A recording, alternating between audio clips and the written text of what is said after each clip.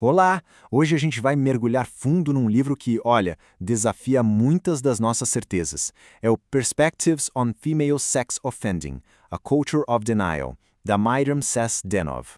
Então se prepara, porque essa análise vai nos forçar a olhar para um assunto que a sociedade muitas vezes prefere simplesmente não ver. E o livro já começa jogando uma questão bem no nosso colo. De um lado, os números oficiais, as estatísticas, dizem que esse tipo de crime é raro. Mas do outro lado, os relatos de quem foi vítima contam uma história bem diferente. A pergunta que a autora faz e que vai guiar toda essa nossa conversa é exatamente essa. Será que a ofensa sexual por parte de mulheres é algo raro ou será que é algo raramente reconhecido? Para a gente entender bem o argumento da autora, vamos seguir um roteiro aqui com 5 pontos. A gente começa com o fenômeno não reconhecido, depois mergulha no conceito principal, que é a cultura de negação. Em seguida, a gente vai analisar a tal da lente de gênero, ouvir sobre a experiência das vítimas e, por fim, ver como dá para combater a negação. Então, nosso primeiro passo é entender por que esse fenômeno é tão pouco reconhecido. A chave, segundo o livro, está justamente nos dados conflitantes que a gente tem. A autora mostra que, dependendo de para onde a gente olha, a foto do problema muda completamente. E esse slide aqui ilustra o problema de um jeito perfeito. Pensa no iceberg. O que está nos registros oficiais, os dados que chegam na polícia, é só aquela pontinha para fora da água. Agora, por baixo da superfície, nos relatos anônimos, nas pesquisas com as vítimas, aparece um problema muito, mas muito maior, que fica quase todo invisível. Tá, mas por que essa diferença é tão gigante? Por que existe esse abismo entre o que as vítimas viveram e o que os registros mostram? A autora propõe uma resposta bem forte para isso, que é, na verdade, a grande teoria do livro dela. E aqui está o coração do argumento: a cultura de negação. E veja bem, não é que seja uma conspiração, sabe?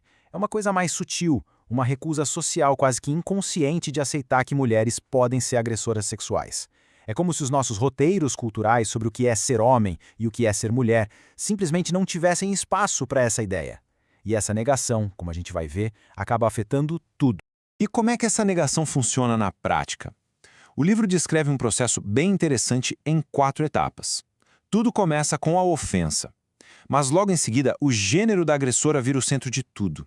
É aí que a tal lente de gênero entra em cena e distorce o que aconteceu. E o resultado final? A ofensa é negada e a agressora é transformada em alguém que não faria mal a ninguém, mantendo intactas as nossas ideias tradicionais sobre feminilidade.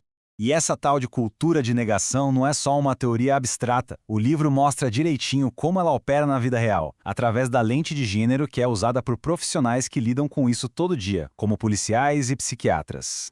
A pesquisa da autora foca justamente em como policiais e psiquiatras lidam com esses casos. E o que ela descobre é que, em vez de analisarem os fatos objetivamente, eles tendem a encaixar a situação em 2 narrativas principais. E as 2 são distorcidas por essa lente de gênero poderosa.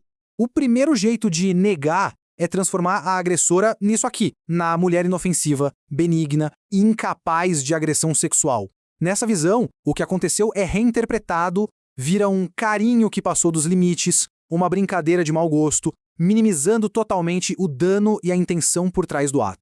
Certo. Mas e quando a agressão é tão óbvia que não dá para minimizar?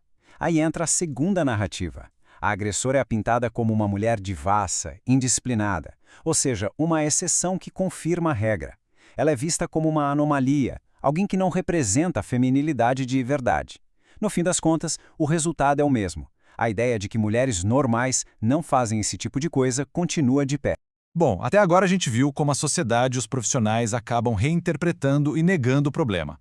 Mas e quem está do outro lado? A 4ª parte do livro é um verdadeiro soco no estômago, porque nos coloca em contato com a experiência das vítimas, e o contraste é simplesmente devastador. Vamos lembrar daquelas narrativas profissionais que a gente acabou de ver, que pintam o abuso como algo menos grave, quase inofensivo. Pois é, a realidade das vítimas mostra que essa narrativa é uma ficção. Os relatos delas falam de um trauma profundo, de um sofrimento que deixa marcas para o resto da vida. E aqui está um dos pontos mais trágicos que o livro levanta. O dano não vem só do abuso em si, ele é multiplicado, sabe, pela cultura de negação. Tenta imaginar a dor de uma vítima que finalmente cria coragem para falar e tudo que ela encontra é descrença, ou gente tentando minimizar o que aconteceu. Segundo a pesquisa, isso só aprofunda o trauma de um jeito terrível. Diante de um quadro tão pesado, será que tem uma saída? Felizmente, o livro não fica só no diagnóstico do problema. Nessa nossa última parte, a gente vai explorar as soluções que a autora propõe para começar a combater essa cultura de negação.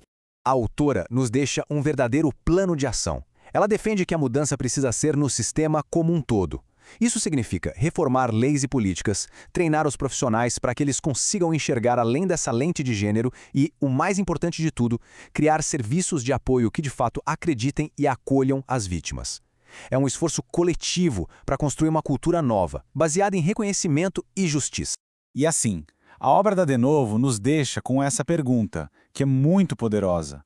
Ela nos mostra como os nossos roteiros culturais podem criar pontos cegos perigosos. E a reflexão final que o livro nos propõe é: se essa cultura de negação consegue esconder uma realidade tão dolorosa, que outras verdades será que os nossos preconceitos culturais podem estar escondendo da gente?